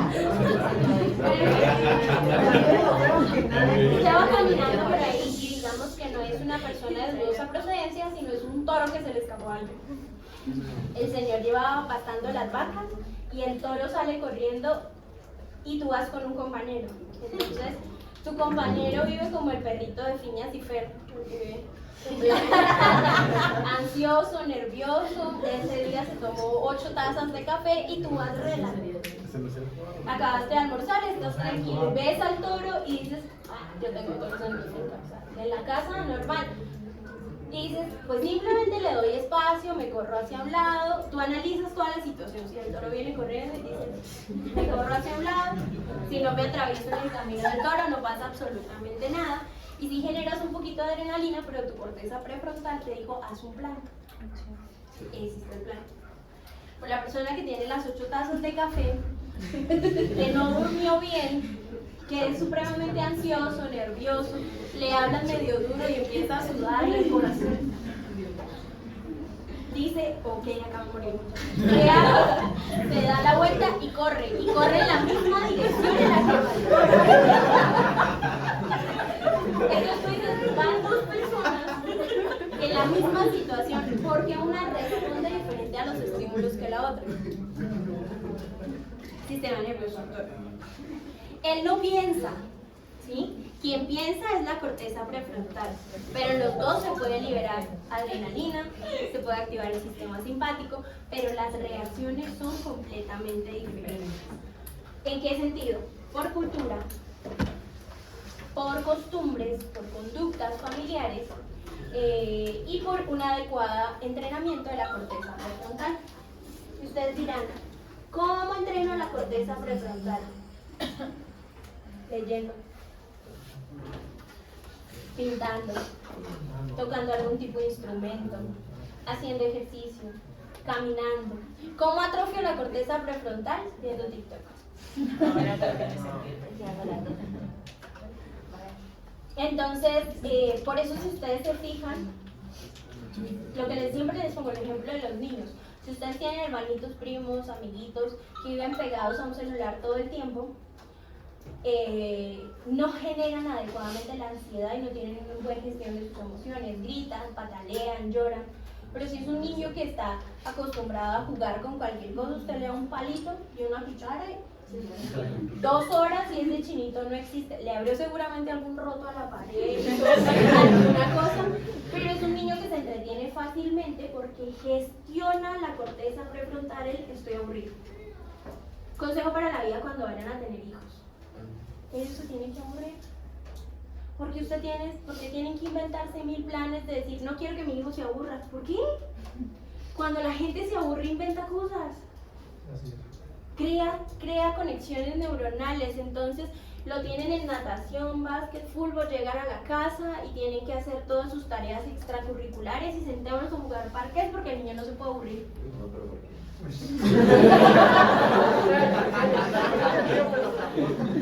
No te gusta el parchís. No te gusta el parchís. Si se apuesta, ¿para qué va bien? Eso puede generar circuitos dopaminérgicos de ludopatía. Entonces, cuando ustedes no gestionan adecuadamente las emociones, pues el sistema nervioso autónomo se desborda y es lo que les pasa y lo que voy a empezar a notar en el tercer corte cuando ustedes se paren a exponer acá. Es que se aprenden todo de la casa y cuando llegan acá, ¿cómo se llama? Empezando a sudar. Pues les estoy preguntando el nombre, se les olvida el nombre, les da ganas de orinar, se quieren vomitar, les dan ganas de hacer chichi, porque están dejando que el sistema nervioso autónomo actúe y ustedes no toman control de su cerebro. Ustedes se llaman corteza prefrontal, no amígdala. Entonces, el sistema nervioso autónomo tiene 2 divisiones, el sistema nervioso simpático y el sistema nervioso parasimpático. A nivel central, o sea, dentro de todo el hipotálamo,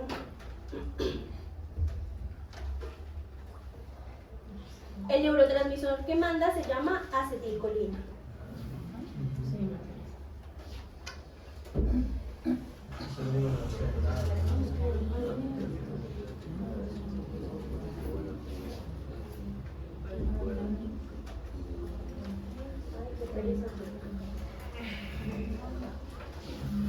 Entonces, el neurotransmisor que va a mandarse, el neurotransmisor que va a mandar dentro de todo este sistema se llama acetilcolina.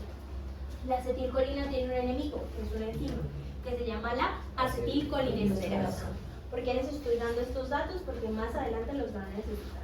La acetilcolinesterasa es una enzima, las enzimas son proteínas. Esta enzima se encarga de romper la acetilcolina y decirle, deje joder, o sea, ya no esté más en los receptores, relájese y deje que actúe otro tipo de neurotransmisor.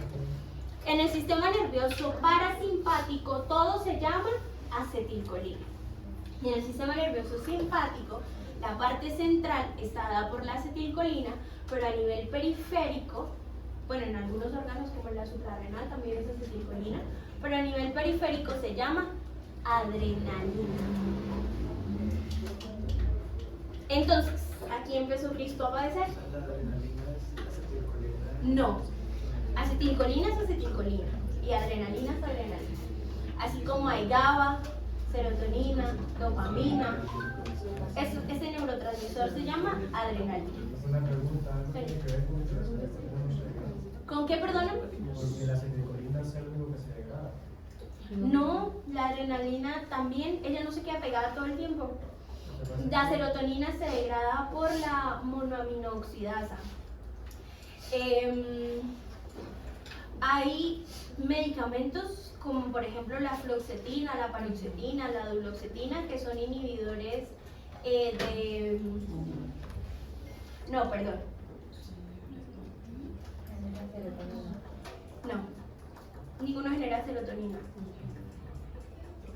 La mitriptilina es un inhibidor de la monoaminoxidasa y la duloxetina es un inhibidor selectivo de la recaptación de serotonina. Lo que hace es bloquear algún tipo de canal. Lo que pasa es que la acetilcolina hace más daño si está todo el tiempo libre. Entonces hay que mantenerla secuestradita. Ah, ok, separada. Sí. O reabsorbida, o sea, en la brecha presináptica mantenerla secuestrada, porque si la mantengo todo el tiempo sueltica, se logra y hace estragos a nivel del sueño, del hambre, de la ingesta. Está asociada con patologías como el ciclo circadiano, que no haya una buena respuesta, pero bueno. Pero es que la serotonina actúa específicamente en los receptores de serotonina. Lo que pasa es que la acetilcolina está regada en muchos lugares. Cuando uno consume drogas, no pasa ni por la cocaína. ¿Qué tipo de droga? Por ejemplo, sales de baño. ¿Qué? Poliponio. Eso no es amapola, eso no es un derivado de la belladona. Lo que son sales de baño y floripondio son parecidas. ¿Se fuman las sales del baño? Así me dicen. ¿Se la toman? ¿Se la fuman? ¿Qué hacen? No, lo que pasa es que es eso. ¿Hacen aromática? ¿Hacen infusión? Es parte coloquial. Es como de jerga, como tal, pero realmente se le dice sales de baño, pero no son sales de Esa es baño. la famosa borrachera. Sí. Ese es un activador colinérgico. Da un síndrome colinérgico. Ya ahorita les explico eso. No, pero es una borrachera. No, esa es una plantita burundanga. Es como la burundanga.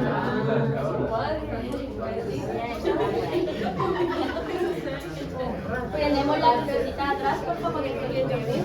Bueno, entonces, del sistema nervioso autónomo que vamos a tener en cuenta la división simpático y parasimpático. Receptores: simpático, alfa y beta. ¿Listo? Parasimpático, muscarínico y nicotínico. Neurotransmisor del simpático, adrenalina. neurotransmisor del parasimpático, acetilcolina. Entonces, muscarínicos y nicolínicos. Por eso yo digo de lo de las drogas, usted me dice que es parasimpático, por ejemplo, la marihuana.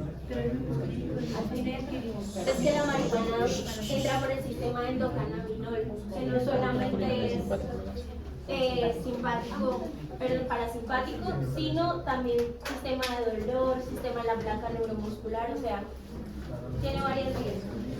Bueno, pasemos por favor. Entonces, el sistema parasimpático tiene una distribución cérvico-sacra. ¿Cuáles son los pares craneales que tienen inervación parasimpática? Facial.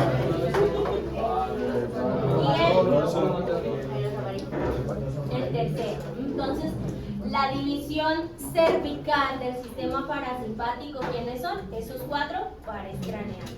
Y en la parte sacra, pues, partes, ramitas que van del plexo sacro. Y la división simpática es toraco-lumbar. O sea, todas las raíces son toraco-lumbar. Pasemos, por favor. Este dibujito, apréndanse. Imprímanlo. Péguenlo en el techo. Péguenlo en el baño si quieren. Lo plastifican. Y lo miran todo el tiempo. Oftálmico. Glándula lacrimal, ¿quién? Facial, muy bien. Uy, glándulas salivares y submandibulares, ¿quién? Facial. Parótida. Glosofaringeo. Corazón, pulmones, estómago, intestino. Muy bien. Y los plexos sacros van directamente para la parte del colon, o pues el colon descendente, parte del sigmoides, del recto, que es supremamente importante la inervación en el recto, vejiga, útero, y pues acá no nos lo pintan, pero también todo lo que tiene que ver con el sistema urogenital masculino, la próstata. Y el pene, que tiene doble inervación, simpática y parasimpática. Tarea. Acuérdense que las tareas las pregunto en el parcial. Sí. Yo se los advertí todo el semestre y no me hicieron caso. Van a leer cómo se da la inervación simpática y parasimpática en la vejiga. Pero que lo reciten, que lo tengan claro. Cómo funciona el detrusor, cómo funciona el esfínter interno y cómo funciona el esfínter externo. En el útero, de la vejiga. En el útero. Entonces en el útero van a ver, eso están las medias. No, y en la target no tienen que ponerse a investigar muchas cosas. En el útero, ¿cómo se da la inervación simpática y cómo se da la inervación parasimpática? Van a entender por qué cuando no tienen la menstruación le da diarrea. Y aparte, ¿cómo se producen las contracciones uterinas? ¿Sí? Por ahí hay metida oxitocina, pero también acetilcolina y adrenalina. Listo, esa tarea. Otra tarea. Uterinas. Otra tarea. Le van a averiguar cómo se dividen las glándulas suprarrenales y qué tipo de sustancias secretan, si es la corteza, si es la médula. Por ahí también va testosterona, progesterona, adrenalina y una cosa que se llama glucocorticoides y mineralocorticoides. Para la próxima clase, por favor. Secreción corteza, médula. La suprarrenal. Igual Isabel ahorita lo envía la tarjeta. Bueno, entonces, parasimpático en azul y simpático en rojo. Importantísimo, una de las más grandes diferencias a nivel estructural del sistema nervioso simpático y del parasimpático es que el nervio que sale de la médula o del tallo cerebral viaja hasta un ganglio que está muy cerca al órgano efector. Y en el simpático el ganglio está muy pegadito a la raíz y alejado del órgano efector. ¿Sí me entendieron? No. Repítelo otra vez. En el simpático. Esos los circulitos donde Son van los todas las ganglios. fibras, Son los son los ganglios. ganglios, claro. Entonces, en el parasimpático, la fibra viaja lejos hasta un ganglio que está pegadito al órgano efector. En el parasimpático. Y en el simpático, la fibra sale de la médula, encuentra el ganglio y luego viaja hasta el órgano efector. ¿Listo? Profe, y arriba, por ejemplo, los ganglios que están cerca del ojo. O sea, para fines prácticos, pues es que el ojo está muy pegadito al tallo, pero en realidad es un viaje larguísimo. En cambio acá, sales de la médula, ganglio y órgano. Pasemos. Bueno, entonces, ¿qué es la brecha sináptica? Eso donde llegan los neurotransmisores. Y en la brecha sináptica, ¿qué tenemos? Una neurona presináptica, la brecha sináptica y una membrana, una neurona sináptica. No voy a entrar en detalles de cómo se da la despolarización de la membrana y la entrada de sodio, de potasio, sino simplemente saber que yo estimulo una neurona presináptica. En este caso, esta neurona presináptica que libera acetilcolina, o sea, es una neurona colinérgica. Estimulo esta neurona colinérgica, digamos que está en mi hipotálamo, en la sección que va a activar, porque el hipotálamo tiene una sección que activa simpático y una sección que activa parasimpático. Ustedes dirán, ¿por qué en el hipotálamo? Amígdala, hipocampo, hipotálamo. Todo está ahí juntito. Y si vemos, y si lo extendemos y no tenemos una visión sagital, sino una visión coronal, entonces tenemos hipocampo, hipotálamo, amígdala, perdón, el hipocampo está hacia los lados, hipocampo, amígdala y el hipotálamo. Entonces la memoria también influye en el sistema nervioso autónomo. ¿Eso qué quiere decir? Que si a ti en algún momento, mientras estabas exponiendo de chiquito, tus compañeros se burlaron, te hicieron bullying, el profesor se rió o alguna cosa, por eso es que ahora cuando vas a exponer te da miedo, porque tus recuerdos te llevan a, pero es que se burlaron de mí, pero es que se rieron, y eso aplica para todo modelo de crianza y todas las actividades diarias. Entonces, esta neurona presináptica de acetilcolina la despolarizamos desde su soma, generó esta brecha presináptica, y liberé acetilcolina, que esa acetilcolina debe ir a pegarse a un receptor de acetilcolina, no a un receptor de dopamina, ni a un receptor de adrenalina, ni a un receptor de serotonina. Yo acetilcolina me pego en un receptor de acetilcolina. Se pega a ese receptor de acetilcolina y le dice a la siguiente neurona, ¿qué hubo pues? Despiertes, ya sea para sistema simpático o sistema parasimpático. Le dicen, active la vía simpática o parasimpática. En esta brecha presináptica es que aparece la acetilcolinesterasa. Y la acetilcolinesterasa es la damisela en peligro de esta historia, porque muchos medicamentos, muchos tóxicos o muchos tipos de sustancias alucinógenas les encanta secuestrarla y dejan a la acetilcolina libre, actuando a sus anchas, señora. Recuerdo que en neuroanatomía, no sé si era este neurotransmisor o era otro, que en vez de hacer por completo la sinapsis, como que se dividía y una parte se volvía la recapitulación. La acetilcolina, porque ella llega y estimula a la siguiente neurona, pero dice, ay, me quiero regresar, y vuelvo y estimulo a la siguiente, me vuelvo y me estimulo. Entonces, o la recapto o se sigue pegando al receptor. Entonces, ¿qué sucede? La acetilcolinesterasa la degrada y yo la reciclo. Devuelvo los pedacitos de acetilcolina para mi neurona presináptica, la encapsulo y le digo se queda ahí hasta que yo la vuelva a necesitar. O sea, hay que mantenerla amarradita. Es como esos perros canzones que usted no los puede sacar a la calle porque le ladran a todo el mundo, acaban con todo el mundo. Piensen en ese perro como en la acetilcolina, que hay que mantenerlo amarradito. Sí, o encerrado en la casa o con correa en la calle y decirle, bueno, relájate.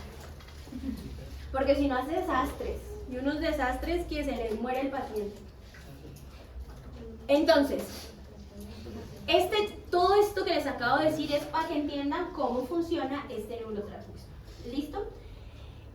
Este neurotransmisor también funciona en la placa neuromuscular. ¿Ya vieron placa neuromuscular? ¿No saben qué es la placa neuromuscular? ¿Qué es? Santiago. La placa neuromuscular es como la conexión de las neuronas que hace con el músculo, o sea, donde la neurona que va hacia el músculo hace como la liberación de, en este caso, la acetilcolina para que, digamos, el músculo empiece con la reaccionabilidad del calcio para generar cada contracción muscular. En la placa neuromuscular también tenemos receptores de acetilcolina. ¿Listo? En todo el músculo estriado. A veces esta placa neuromuscular se ve lesionada como por una enfermedad que yo les había nombrado hace clases, que se llama la miastenia gravis. Dos. Todos, o sea, para tú mover las piernas necesitas placa neuromuscular. En los músculos lisos la placa neuromuscular no es tan grande, pero en el estriado sí. ¿Por qué? Porque es una fibra gigante y la placa neuromuscular es como un bulbo. Ella llega y toca el músculo y lo toca desde diferentes porciones para poder hacer una adecuada contracción. Bueno, ¿claros hasta acá? ¿Entendieron este pedacito? Pasemos, por favor.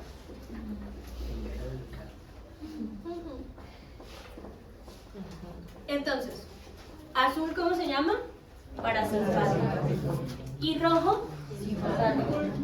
Bueno, esta parte de acá es súper importante. Y es que esto es cuerpito neuronal y esto es el axón.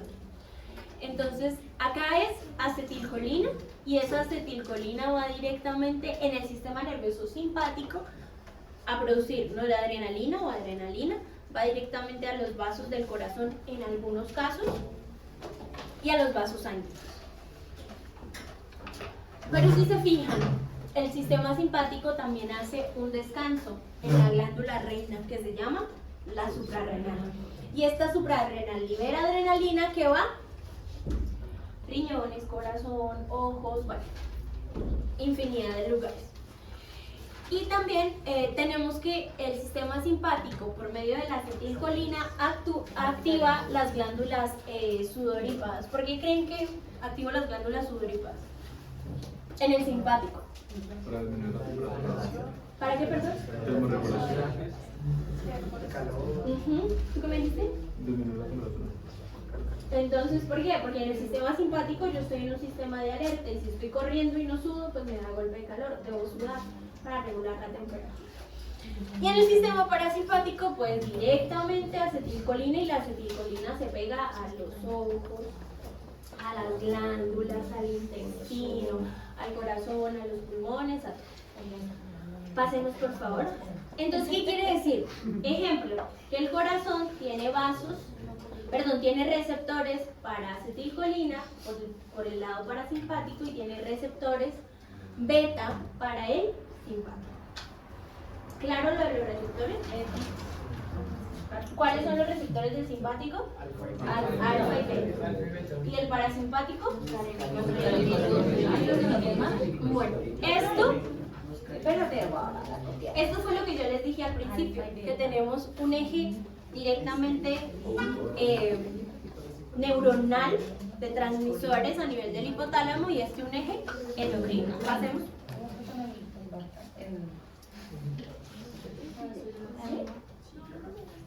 Ahí que está activo. El simpático. ¿Por qué? Porque si se lo pesca el toro, se llama. No, ahí está corriendo por su vida. Sí. Bueno, esta imagen súper bonita la encuentran en la SDE. Se la aprenden. Se la aprenden de memoria. No sirve que la tengan en el celular. Si ustedes no ejercitan su memoria, no van a ser buenos médicos en algún punto. Porque en medicina es memoria, memoria, memoria, memoria. No estoy diciendo que pues ustedes están en una consulta y les llega una enfermedad rarísima que solo sabe el paciente y la mamá del paciente y uno la googlea rapidito, pero sabe qué buscar y en dónde buscarlo. Pero hay cosas que se tienen que aprender de memoria. ¿Por qué? ¿Por qué de memoria? Porque la farmacología de la hipertensión se basa en sistema nervioso autónomo. La farmacología de la diarrea se basa en sistema nervioso autónomo. El glaucoma, sistema nervioso autónomo. El asma, ¿sí? ¿Por qué creen que les recetan salbutamol? Sistema nervioso autónomo. Porque cuando tienen dolor de estómago le dan buscapina, sistema nervioso autónomo. Entonces, si ustedes se aprenden hoy el sistema nervioso autónomo y cómo funciona, cuando lleguen a fármacos y les hablen de el carvedilol. Entonces, el carvedilol es un beta bloqueador. Entonces, ¿dónde va a actuar? En los receptores beta del corazón. Pero es no cardioselectivo, entonces también va a actuar en los vasos. O sea que no lo puedo dar en una insuficiencia arterial. Y eso, la farmacología, la única manera que ustedes tienen de aprender fármaco, porque al final de cuentas el médico ¿qué hace? Formular, ¿sí o no? Entonces ustedes formulan y no saben lo que están formulando y llega el paciente a los 8 días a consulta y doctor, esa pastilla que usted me dio dolor de cabeza y usted por dentro, el paciente está loco. No, sí, esa pastilla daba dolor de cabeza porque hacía bloqueo de los receptores alfa y ustedes no sabían porque no tenían clara la farmacocinética y farmacodinámica del medicamento. Entonces, este cuadrito hay que aprendérselo junto con el siguiente. Pero de acá, ¿qué tengo para decirles? Nada, lo mismo que les estaba hablando. Los receptores, el mecanismo de acción. Y esto que está acá son los fármacos que lo bloquean y los fármacos que lo estimulan. Entonces acá está, mira, atropina y escopolamina.